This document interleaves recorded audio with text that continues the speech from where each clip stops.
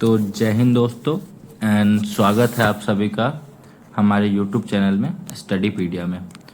तो जैसा कि हमने डिसाइड किया था कि हम पॉलिटी के सेशन स्टार्ट करेंगे एंड मैं स्टार्ट करता हूँ पॉलिटी के लेक्चर्स, जो कि सबसे पहले हम स्टार्ट करेंगे बिहार स्पेशल से, जैसा कि मैंने डिस्कस किया था।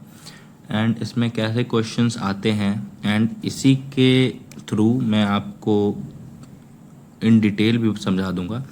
जैसे कि मैं ये 1911 का एक्ट भी बता दूंगा, कब हुई थी, किस रीजन से हुई थी अलग separate, and government of India act 1935 भी बता दूंगा, क्योंकि 1936 में उड़ीसा सेपरेट हुआ था हमारे बिहार से। ओके, एंड क्यों हुआ था, कैसे हुआ था, इसको भी हम आज डिटेल में पढ़ेंगे। एंड प्लस स्टेट लेजिस्लेचर के बारे में, legislative council, legislative assembly, executive, chief minister and judiciary. तो हम इतने चीज़ आज ध्यान से देखेंगे एंड इसके आर्टिकल्स भी हम देखेंगे कि कौन से आर्टिकल रिलेटेड है और कौन से आर्टिकल इम्पोर्टेंट है हमारे एग्ज़ाम्स के लिए। एंड आप लोग अगर मुझे बोलोगे तो मैं आपको PYQ भी प्रोवाइड करवा दूंगा इसी PPT में, ताकि आपको ये पता चले कि हम जो पढ़ा रहे हैं कितना रिलेवेंट है एग्ज़ाम्स के लिए। ओके, तो हम शुरू करते हैं स्टार्टिंग से। और सबसे पहले देखते हैं कि जो हमारा बिहार था वो हमेशा से मतलब एक इंडिपेंडेंट आइडेंटिटी था, शेर शाह सूरी के टाइम से और अकबर के टाइम से। Okay, in the middle of 18th century Bihar were merge with Bengal. 18th century में बिहार को मर्ज किया गया बंगाल से। तो क्वेश्चन ये बन सकती है कि वो कौन सी सेंचुरी थी जब बिहार और बंगाल मर्ज हुए। तो इससे क्वेश्चन बन सकती है, आपकी क्रिएट हो सकती है, तो इस पर आप ध्यान रखेंगे। सेकंड हम देखते हैं कि जब दिल्ली दरबार हुई थी, जो कि 1911 में हुई थी, और किसके टाइम पे हुई थी, ये 1911 में दिल्ली दरबार हुई थी। ओके, इम्पीरियल दरबार इसको बोलते हैं। ये किंग जॉर्ज 5 ये आए थे, तब ये हुई थी हमारी इम्पीरियल दरबार। और उस टाइम ऐसा सीन हुआ था, ये बना था कि 1911 में Bihar British government announce for separation of Bihar and Orissa from Bengal, और बंगाल का विभाजन भी हो गया था हमारा 1905 में, और बिहार और उड़ीसा को अलग कर दिया गया 1911 में, जो कि इम्पीरियल दरबार था तब के टाइम पे। फिर 1 अप्रैल 1912 में बिहार और Orissa was officially created and Patna was made capital, it's capital, Patna को उसका कैपिटल बनाया गया। ठीक है, एंड फिर ये देखेंगे हम कि 1936 में 1936 उड़ीसा सेपरेटेड फ्रॉम बिहार। तो ये कौन से एक्ट के तहत हुआ, तो ये हो गया हमारा गवर्नमेंट ऑफ इंडिया एक्ट 1935। ठीक है, तो 1936 में हमारा उड़ीसा सेपरेट हो गया, और 1956 में फिर रीऑर्गेनाइजेशन स्टेट हुआ लिंग्विस्टिक बेसिक पे, कुछ एरिया बिहार के ट्रांसफ़र हो गया बंगाल को 1956 में। तो क्वेश्चन ये भी बन सकता है आपका। फिर हम देखेंगे कि 2000 में जो झारखंड थी हमारी, वो भी डिवाइड हो गई हमारे बिहार से। Jharkhand was separated in 2000। Question ये आया हुआ है, ये आपका PYQ भी है कि in which year Jharkhand was separated from the state of Bihar. अब हम ये देखेंगे इसमें हमारे लिए इम्पोर्टेंट चीज़ क्या है। इसमें हमारे इम्पोर्टेंट चीज़ है, मैं आपको मेंशन करता हूँ, जैसे एक्ट्स हो गए हमारे ब्रिटिश गवर्नमेंट के टाइम पे जो एक्ट्स थे, जैसे 1773 का रेगुलेटिंग एक्ट हो गया, गवर्नमेंट ऑफ इंडिया एक्ट हो गया 1919, गवर्नमेंट ऑफ इंडिया एक्ट हो गया 1935। तो इसमें इम्पॉर्टेंट चीज़ें क्या हुई थी, वो हमारे लिए बहुत इम्पॉर्टेंट हो जाता है। मतलब बहुत, मतलब आप बोलेंगे कि बहुत। ठीक है, जैसे कि जो 1773 का एक्ट था, ये पहला स्टेप था, फर्स्ट स्टेप टुवर्ड्स क्या था, डिसेंट्रलाइजेशन। क्या था,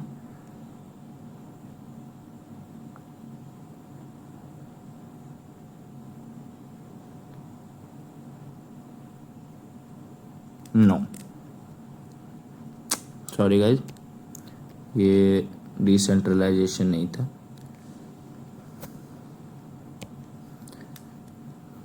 तो ये जो एक्ट था 1773 का, ये फर्स्ट स्टेप था सेंट्रलाइजेशन ब्रिटिश गवर्नमेंट द्वारा। ओके, और इसी एक्ट के तहत जो गवर्नर ऑफ बंगाल थे, गवर्नर ऑफ बंगाल, वो गवर्नर जनरल ऑफ बंगाल बन गए। ओके, और सबसे पहले कौन से थे, फर्स्ट, बहुत इंपॉर्टेंट क्वेश्चन है ये, फर्स्ट थे हमारे वॉरेन हेस्टिंग। ओके, ये क्वेश्चन आई हुई है and this is the PYQ, मुझे ईयर याद नहीं है, और ये हमारा ना कि ये स्टेट PCS में, बल्कि other state PCA, even UPSC के एग्ज़ाम में भी ये क्वेश्चन आई हुई है, CAPF की एग्ज़ाम होती है, CDS में भी आई हुई है। तो आप देख सकते हैं कि कितना रिलेवेंट चीज़ आपको मैं पढ़ा रहा हूँ। तो आपको जो हमारे स्टेट PCS में ये क्वेश्चन बनेगी, तो ये क्वेश्चन बेसिकली इसके लिए ही बनेगी कि पहले गवर्नर जनरल ऑफ बंगाल कौन थे, ठीक है, और उनकी एग्जीक्यूटिव मेंबर थी, 4 मेंबर की काउंसिल थी। एंड इसमें से ये भी देखेंगे कि ये जो एक्ट है ये पहला सुप्रीम कोर्ट बना हमारा 1774 में। कहाँ बना था, कहाँ बना था, कलकत्ता में। ओके, कलकत्ता। ओके तो ध्यान रखेंगे। और पहले चीफ जस्टिस के थे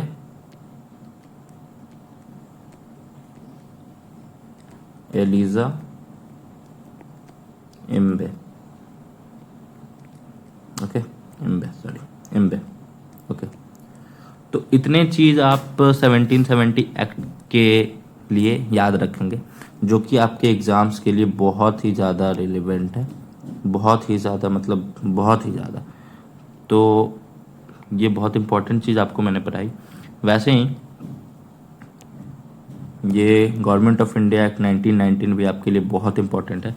एंड इसके कुछ चीज़ हैं जो कि मैं आपको बताऊंगा, ठीक है। एंड इसमें जैसे कि मैं एक चीज़ आपको बताता हूँ कि जो फर्स्ट स्टेप थी ना ये सेंट्रलाइजेशन की, एंड लास्ट स्टेप कौन थी, it is charter act 1833। Okay, तो क्वेश्चन ये भी पूछ सकता है कौन सा लास्ट स्टेप था हमारा डिसेंट्रलाइजेशन के लिए। ओके, तो इसको भी आप याद रखेंगे। वैसे ही हम अभी देखेंगे गवर्नमेंट ऑफ इंडिया एक्ट 1919 में वो क्या थे जो हमारे लिए एग्ज़ाम्स के लिए हमारे बहुत रिलेवेंट हो जाती है। जैसे कि सबसे पहले तो इसमें डायरकी आई सेंट्रल लेवल पे। ओके, और प्रोविंशियल लेवल पे कब आई थी डायरकी, ये भी क्वेश्चन आया हुआ है, डायरकी एट प्रोविंशियल लेवल। इसको आप तब तक मुझे कमेंट बॉक्स में आंसर देंगे एंड मैं आपको बताऊंगा इसका आंसर अगर आप नहीं दे पाएंगे तो। ओके, तो सबसे पहले इसमें रखेंगे कि dyarchy at centre I. Okay, ठीक है, एंड फिर सेपरेट इलेक्ट्रोड्स आई, सेपरेट इलेक्ट्रोडेट। ओके, और इसकी स्टार्ट कहाँ हुई थी, सेपरेट इलेक्ट्रोड की स्टार्ट हुई थी 1909 में, it is called Morley Minto reform में। ओके, तो सेपरेट इलेक्ट्रोड हमारी आई एंड वैसे ही इसी एक्ट के तहत हमारा साइमन कमीशन बना। ओके, 1927 में, 1927 में 2 साल before schedule time. Okay, and इसमें सेपरेट इलेक्ट्रोड्स किसे किसे मिला, तो सेपरेट इलेक्ट्रोड्स हमें याद रखेंगे, केस से याद रखेंगे, CASE, that is it stand for Christian, okay, A stand for Anglo Indian, okay, S stand for Sikh and E stand for Europeans. Okay, तो गवर्नमेंट ऑफ इंडिया एक्ट 1919 में ये 4 चीज़ आप बहुत ध्यान से याद रखेंगे। सबसे पहला क्या है, डायरकी एक सेंटर पे आया, ठीक है। सेपरेट इलेक्ट्रोड्स हमारे इंक्रीज हुए, किसको किसको, क्रिश्चियन को, एंग्लो इंडियन को, सिख को, यूरोपियंस को। और सेपरेट इलेक्ट्रोड आया कहाँ से था, गवर्नमेंट ऑफ इंडिया एक्ट 1909 से। फिर इसी एक्ट के तहत साइमन कमीशन आया, 10 साल के बाद आनी थी, ये आनी थी 1929 में, बट ये बिफोर शेड्यूल टाइम हमारे 2 ईयर बिफोर हमारे ये कंट्री में आ गई। एंड इसमें और भी चीज़ें हैं, जैसे कि आप ये कह सकते हैं कि रिजर्व लिस्ट आई, reserve list and transferred list आ गई, ठीक है। जो रिजर्व लिस्ट थी हमारी वो governor plus executive council handle करती थी, एंड जो ट्रांसफर थी government plus legislative council handle करती थी। बजट था, सेंट्रल बजट था और प्रोविंशियल बजट था, ये भी याद रखेंगे आप। सेम एज हम आगे चलते हैं, ये हमारी गवर्नमेंट ऑफ इंडिया एक्ट 1919 के बारे में मैंने आपको बता दिया। अब मैं आपको बताता हूँ 1935 के बारे में, ठीक है। 1935 में ऐसी क्या इम्पोर्टेंट चीज़ें हुई थी, ओके। तो सबसे पहले याद रखेंगे कि डिवीज़न ऑफ पावर हुआ था, okay, that is division of power, okay. किसमें, फेडरलिस्ट, फेडरल, प्रोविंशियल और कंकरेंट, ठीक है। ये तीनों में हुआ था। इसमें क्या हुआ था, हमारा डायरकी आ गई थी सेंटर पे, dyarchy at centre, okay. Dyarchy हमारी आ गई थी सेंटर पे, ठीक है। सेपरेट इलेक्टोरेट्स भी इसमें एक्सटेंड हुए, सेपरेट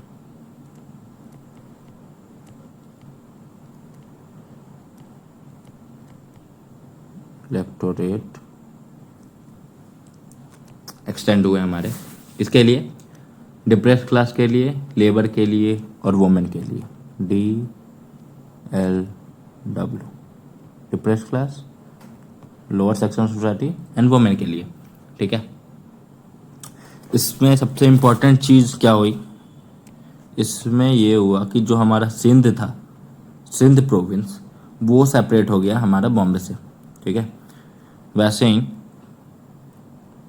तो मैं आपको बता ही देता हूँ,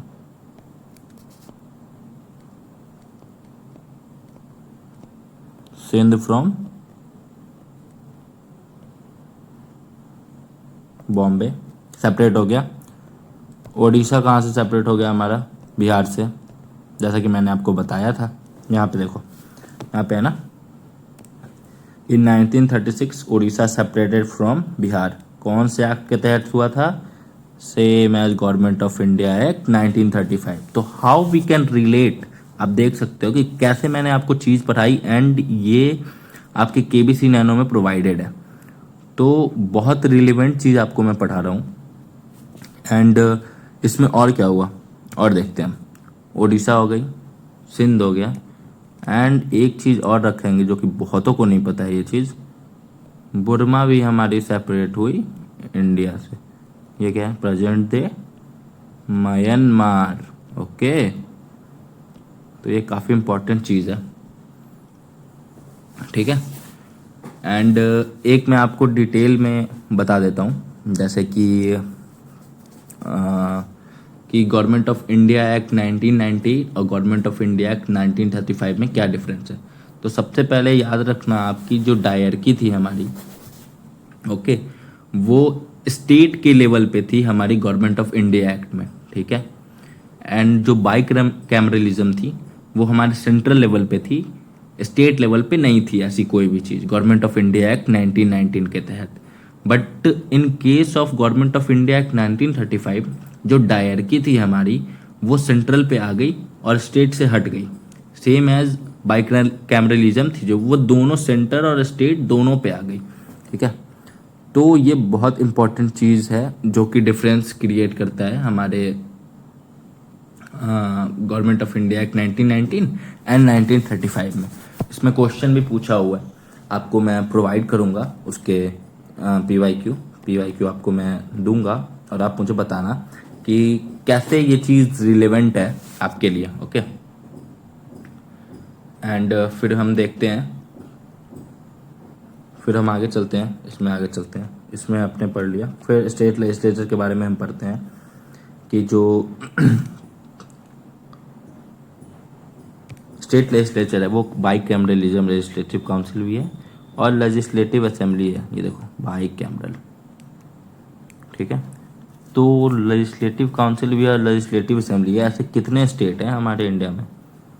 ऐसे तो हमारे बहुत कम ही स्टेट है, जैसे कि उत्तर प्रदेश है हमारा।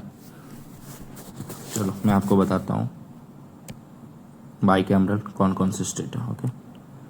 यूपी, बिहार, आंध्रा, और कौन से स्टेट है जो कि बाई कैमरल स्टेट है? याद करो, याद करो, आप भी याद करो, थोड़ा ब्रेन स्ट्रॉमिंग करो।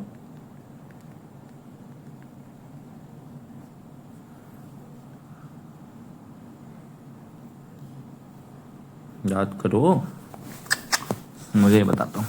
देखो जैसे यूपी है, बिहार है, आंध्रा है, महाराष्ट्र है, ओके, एंड कर्नाटका है और एक तेलंगाना है, ठीक है। तो ये 6 स्टेट हैं, 1 2 3 4 5 एंड 6। ये 6 स्टेट है जहाँ पे बाइकैमरलिज्म है, मतलब कि लेजिस्लेटिव काउंसिल भी है एंड लेजिस्लेटिव असेंबली भी है, ठीक है। एंड बिहार की जो लेजिस्लेटिव काउंसिल थी, ठीक है, वो कब क्रिएट हुई? तो हम ये देखेंगे कि under government of India act 1935 Bihar legislative council constituted of 29 member. क्या था? गवर्नमेंट ऑफ इंडिया एक्ट 1935 के तहत। तो ये आपका पीवाईक्यू बन सकता है कि कौन से एक्ट के तहत ये हुई थी ऐसी, ठीक है। और आफ्टर पहला जनरल इलेक्शन 1952 के बाद number was increase from 72 by 1958। ये 29 से 72 हो गई बाई 1958, ठीक है। और फिर उसको रेज कर दिया गया 1996 तक, ठीक है। फिर बिहार, हमारी झारखंड सेपरेट हो गई एंड स्ट्रेंथ जो बिहार लेजिस्लेटिव काउंसिल की बच गई वो 96 टू 75 मेंबर बच गई। बेसिकली ये 1/3 होते हैं हमारे लेजिस्लेटिव असेंबली के। अगर लेजिस्लेटिव असेंबली में 246 है तो इसके 1/3 मेंबर्स जो होंगे वो उतने नंबर ऑफ सीट होंगे काउंसिल में। तो क्वेश्चन ये पूछ सकता है, ठीक है। जो और ये देखते हैं कि जो लेजिस्लेटिव काउंसिल होता है वो परमानेंट बॉडी होता है और 1/3 member retired after every 2 year. ये सेम एज आपका ये जो क्या बोलते हैं उसको, राज्यसभा होते हैं ना और लोकसभा, उसकी तरह वर्क करता है ये हमारा, फेडरल स्ट्रक्चर, ओके। तो राज्यसभा भी हमारा परमानेंट मेंबर होता है और 1/3 मेंबर रिटायर होते हैं वहाँ से भी हर एक 2 ईयर में, ठीक है। और लेजिस्लेटिव काउंसिल सेम एक्ट वैसे ही करता है, ठीक है। फिर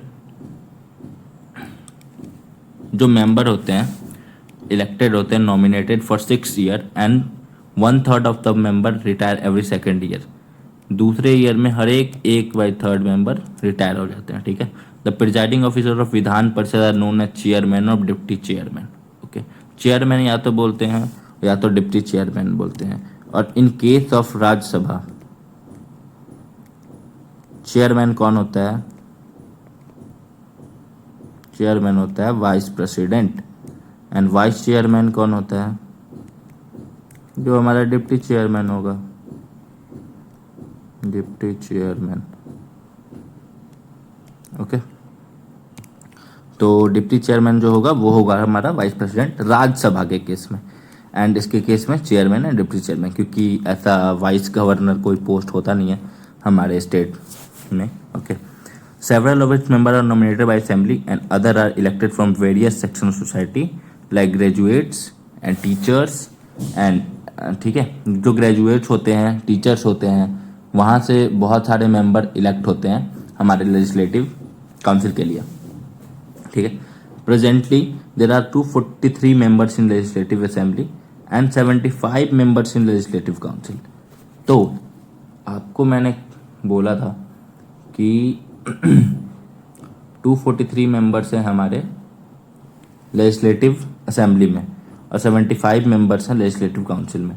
और जो ड्यूरेशन होता है लेजिस्लेटिव असेंबली का वो 5 होता है। और ये परमानेंट सीट नहीं होती है हमारी, मतलब ये परमानेंट नहीं होता, ये डिसॉल्व होता है। जो असेंबली होती है वो डिसॉल्व होती है, लेकिन जो काउंसिल होती है वो परमानेंट होती है, ओके, ठीक है। तो हम आगे देखेंगे अभी लेजिस्लेटिव असेंबली के बारे में। तो जो बिहार की लेजिस्लेटिव असेंबली है वो 1937 में आई। क्या बोल सकते हैं? गवर्नमेंट ऑफ इंडिया एक्ट 1935, उसके तहत हमारी ये बनी। और कितनी स्ट्रेंथ थी उस टाइम पे? 152 मेंबर थी, ठीक है। और फिर इलेक्शन हुआ 1952 में, फिर सीट्स इंक्रीज हुई। जो डॉक्टर श्री कृष्णा सिंह थे become first leader of house and chief minister. ये क्वेश्चन पूछा हुआ है हमारी, ये PYQ है कि who is the first chief minister of Bihar. तो डॉक्टर श्री कृष्णा थे, वो पहले चीफ मिनिस्टर थे। और वही जो CM बनते हैं वो लीडर ऑफ द हाउस हो जाते हैं, लीडर ऑफ पार्टी, जो कि लेजिस्लेटिव असेंबली में होंगे, ओके। और डॉक्टर अनुराग नारायण सिन्हा थे first deputy leader of assembly and become state first deputy chief minister. ऐसा कुछ पोस्ट है नहीं हमारे कॉन्स्टिट्यूशन में लिखा हुआ, बट हम बना देते हैं कि पहला डिप्टी चेयरमैन कौन है, ठीक है। जब हमारा स्टेट बना झारखंड में, act of parliament Bihar reorganisation, the strength of Bihar legislative reduce from 325 to 243। हमारा ये 325 था सीट्स, ओके, जब झारखंड हमारे साथ था। बट झारखंड जब सेपरेट हुआ तो ये हो गया 243 सीट्स हमारे लेजिस्लेटिव असेंबली में, ओके। तो इसको भी ध्यान रखेंगे। फिर हम पढ़ेंगे एग्जीक्यूटिव के बारे में। एग्जीक्यूटिव का मतलब क्या है? जो लॉ बनाते हैं उसे हम कहते हैं लेजिस्लेटिव, और जो लॉ को एग्जीक्यूट करते हैं उसे हम कहते हैं एग्जीक्यूटिव। और इसमें कौन कौन आते हैं? तो एग्जीक्यूटिव में आते हैं governor, chief minister, council of minister, advocate general of state. तो गवर्नर की आर्टिकल देख लेंगे हम, CM की आर्टिकल देख लेंगे, काउंसिल ऑफ मिनिस्टर की आर्टिकल देख लेंगे, एडवोकेट जनरल ऑफ स्टेट की आर्टिकल देख लेंगे। ये बहुत इम्पॉर्टेंट है, वेरी वेरी इम्पॉर्टेंट। और इसकी आर्टिकल पूछी जाती है कि गवर्नर कौन से आर्टिकल में आते हैं या फिर कौन से पार्ट में आते हैं, ठीक है। तो हम देखेंगे जो हमारे गवर्नर होते हैं वो आर्टिकल नंबर, आपको मैं लिख देता हूँ, आर्टिकल नंबर 153 तो 154 आप बोल सकते हो, ठीक है। कौन से पार्ट में? पार्ट 6 में, क्योंकि पार्ट 5 में हमारा आता है सेंट्रल गवर्नमेंट, ठीक है। वैसे ही सीएम हो गया अपना, council of minister 162 to 168, okay. Advocate general of state की आर्टिकल क्या है, आप मुझे कमेंट बॉक्स में बताओगे।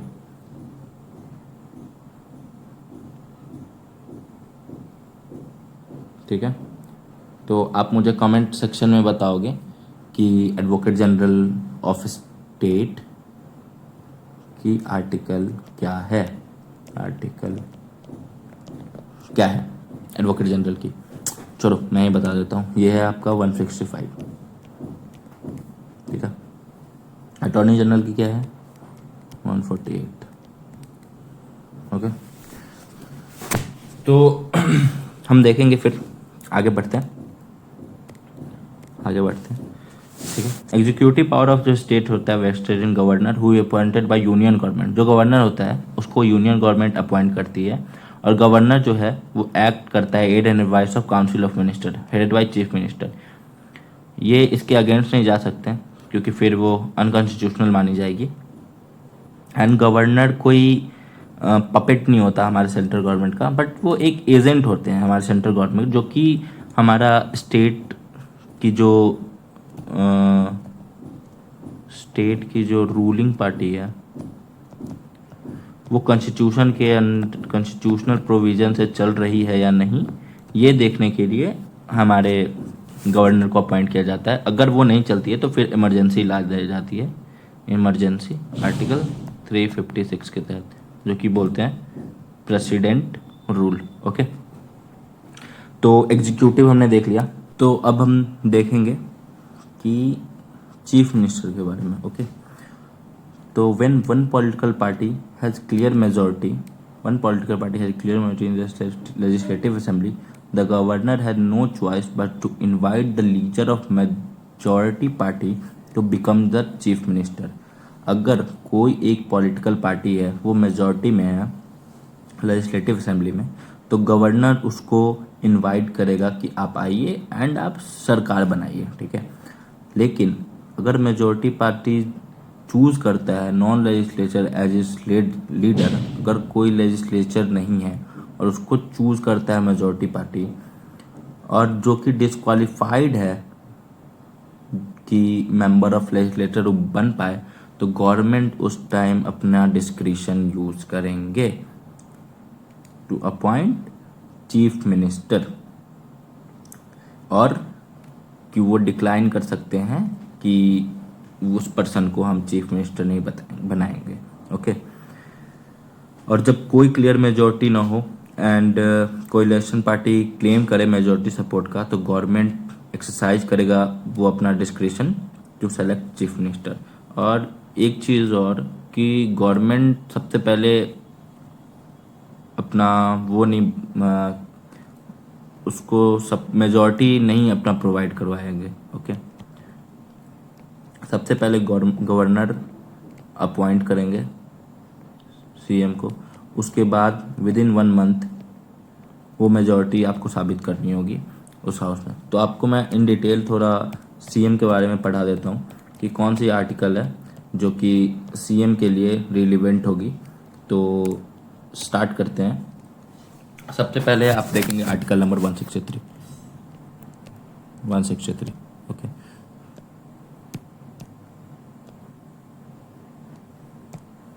आर्टिकल नंबर 163, जो काउंसिल ऑफ मिनिस्टर है headed by CM, okay. And to aid and advice governor, okay. सबसे इंपॉर्टेंट चीज, ठीक है। जो सीएम का अपॉइंटमेंट होगा, आर्टिकल नंबर 164 देखते हैं। CM is appointed by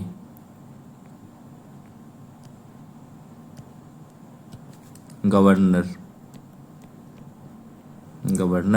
okay. And जो काउंसिल ऑफ मिनिस्टर होंगे वो भी गवर्नर के द्वारा ही अपॉइंट करेंगे।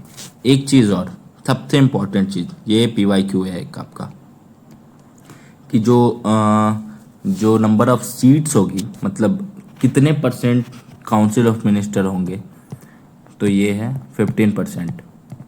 कौन से एक्ट के तहत आया था? 91st कॉन्स्टिट्यूशनल अमेंडमेंट एक्ट के तहत ये हुआ था। ठीक है, minimum number 12, minimum number. Okay, और देखते हैं जो CM होता है हमारा, CM, ओके, वो होता है head of the state. Okay, oath कौन दिलाता है इसको? ओथ दिलाते हैं हमारे गवर्नर साहब। ठीक है, टर्म कोई फिक्स नहीं होता कि कितने टर्म के लिए होंगे। सिंपल टर्म्स में प्लेजर ऑफ गवर्नर। इसका मतलब ये नहीं है कि गवर्नमेंट इसे कभी भी हटा देंगे। ये जब तक मेजॉरिटी में रहेंगे तब तक गवर्नमेंट इन्हें नहीं हटा सकते किसी भी कीमत पे। अदर फंक्शन क्या है? चेयरमैन जो स्टेट प्लानिंग बोर्ड का हो सकता है, ठीक है, मेंबर ऑफ ISC हो सकता है, ठीक है, और फिर इसी के हिसाब से हम आपको कोरिलेट कराएंगे सेम एज प्राइम मिनिस्टर से। ठीक है, तो हम नीचे चलते हैं। ये आपको CM पढ़ा दिया हमने, अब आपको हम बताते हैं PM के बारे में। प्राइम मिनिस्टर, सबसे इम्पोर्टेंट आर्टिकल नंबर 74 वही है, there shall be council of minister to aid and advice president. ये प्रेसिडेंट को करते हैं एडवाइस, ना कि गवर्नर को, क्योंकि ये सेंट्रल अथॉरिटी हो गई फिर। ठीक है, article number 75, PM is appointed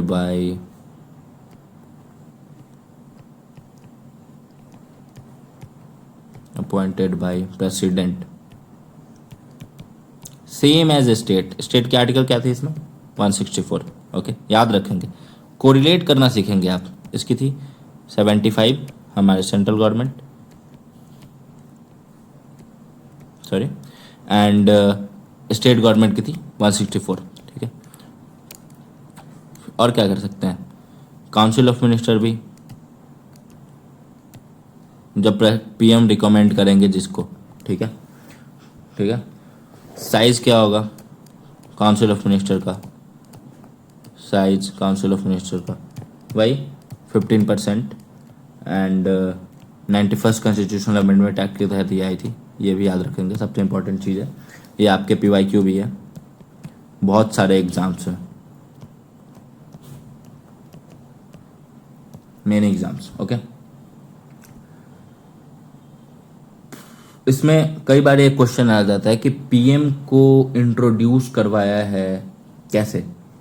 जैसे कि जो हमारे मॉर्ले भैया थे, लॉर्ड मॉर्ले, इसने PM को बोला था PM as primus inter pares. Okay, and हमारे एक डिफरेंस है, जैसे कि हमने ये PM वगैरह कहाँ से लिया? ब्रिटिश, बट इन ब्रिटेन जो PM होता है वो बस लोअर हाउस का हो सकता है। ठीक है,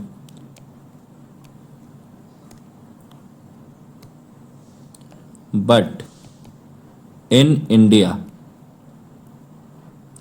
PM should B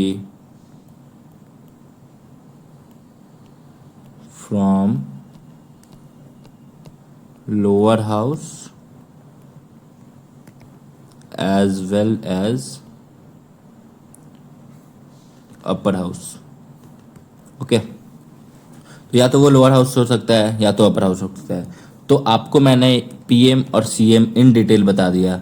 council of minister का कुछ रोल है नहीं, क्योंकि काउंसिल ऑफ मिनिस्टर का क्या है कि वो एड एंड एडवाइस करते हैं हमारे प्रेसिडेंट साहिबा को और गवर्नर को, गवर्नर एंड प्रेसिडेंट को एड एंड एडवाइस करते हैं। ठीक है, काउंसिल ऑफ मिनिस्टर कितने स्ट्रेंथ होती है, तो 15% होगी लेजिस्लेटिव असेंबली के हिसाब से, लोकसभा के हिसाब से। एंड ये कौन सा अमेंडमेंट के तहत आई थी, 91st कॉन्स्टिट्यूशनल अमेंडमेंट के तहत आई थी। तो आपको बेसिकली चीज़ों को कोरिलेट करना है कि कैसे, कब और क्या हुआ था, एंड कैसे हम उसको कोरिलेट करके एक दूसरे से लिंक करके याद कर सकते हैं। क्योंकि आप अगर जब तक लिंक नहीं करोगे ना, तब तक आप कुछ नहीं कर पाओगे। ये स्ट्रेट फॉरवर्ड मैं चीज़ें बोलता हूँ। अगर आप लिंक करना सीख गए, मतलब आप सीख गए कि कैसे गवर्नर इन्वॉल्व्ड है हमारे बिल्स के लिए, कैसे पीएम इन्वॉल्व्ड है, एंड पीएम एंड सीएम कैसे एक साथ सिमिलर फंक्शन करते हैं। पीएम हमारे सेंटर पे करते हैं एंड सीएम हमारे स्टेट में करते हैं। तो आपको ये चीज़ बहुत ध्यान रखने की बहुत ज़रूरत है। आगे मैं आपको ये भी बता दूंगा कि आगे मैं आपको ये बता दूंगा कि काउंसिल ऑफ मिनिस्टर भी आप बता सकता हूँ थोड़ा बहुत। ठीक है, स्टेट काउंसिल ऑफ मिनिस्टर कोई डिफरेंस नहीं है, नो डिफरेंस, नो डिफरेंस। बस फ़र्क यही है कि सबकी स्ट्रेंथ सेम है, स्ट्रेंथ सेम, जो कि 15% होनी चाहिए। अब अलग अलग स्टेट की तो स्ट्रेंथ अलग ही होगी ना सर, तो ये आप ध्यान रखेंगे। फिर मैं आगे बढ़ता हूँ अपने केबीसी नैनो के हिसाब से।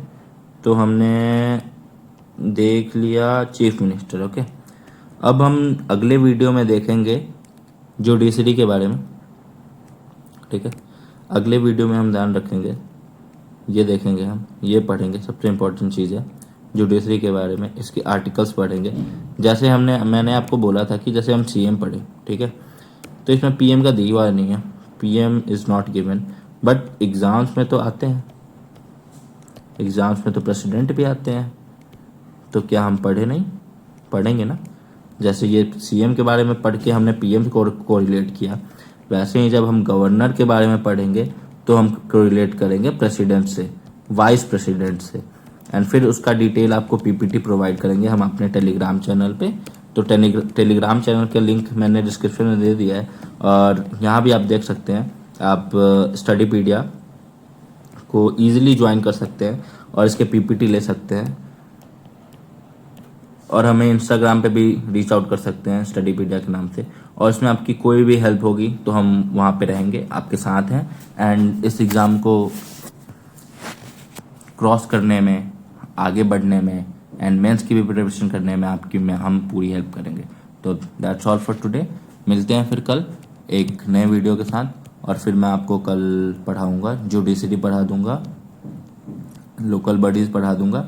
एंड कल ऐसा करेंगे ना हम कि जुडिशरी पढ़ा के हम आपको बहुत सारी चीज़ें और भी पढ़ा देंगे। जैसे जुडिशरी के साथ, चलो कल मैं आपको गवर्नर भी ख़त्म करवा ही दूँगा, कल जुडिशरी के साथ प्रेसिडेंट भी पढ़ा ही दूँगा, गवर्नर भी पढ़ा ही दूँगा, काउंसिल ऑफ मिनिस्टर को थोड़ा आपको डिटेल में एनालिसिस प्रोवाइड करा दूँगा, एंड अदर भी और जो टॉपिक होगी छोटी छोटी, जैसे इलेक्शन कमीशन हो गया, फाइनेंस कमीशन हो गया, तो ये सब मैं आपको बता दूँगा।